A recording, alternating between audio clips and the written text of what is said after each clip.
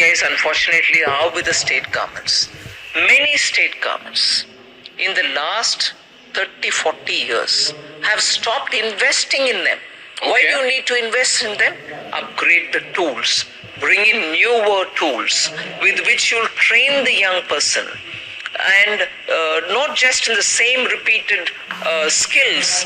There are newer areas in which we want people to come.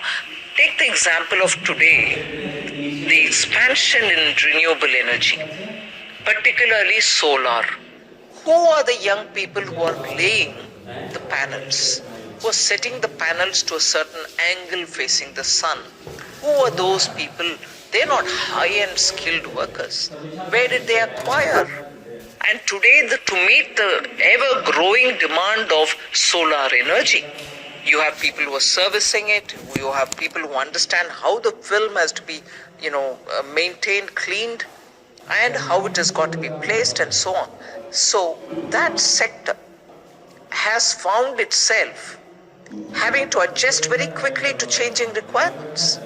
Similarly, for other sectors too, we need both the state and the central government together with private sector, joining hands to say, I need good trained workforce or else I'm not going to be able to fill the gap. That's what happened during the COVID.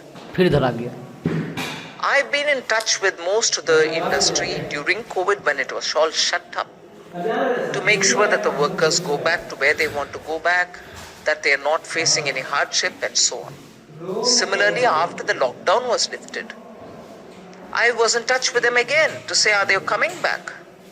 You would be surprised to hear that many of them who booked the air tickets and got these workers earlier through some middle person were told, no, sorry, we are not coming back. Why? Because these workers found better bargaining with other areas, so they were able to choose to go to a different company.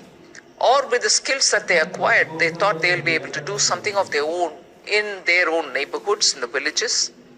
I heard at least 2 large industrialists tell me, and they belong to the south. They said, well, I'm not getting the same people who I had trained over the last several years. I'm going to have to invest to get newer fellows and train them.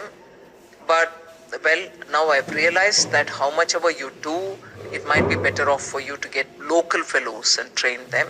So many of the southern districts of Tamil Nadu also which face labor-related problems because they don't have enough opportunities, were picked up and they were trained. And even they had a different level of satisfaction because now they are very closer to home, they're willing to work.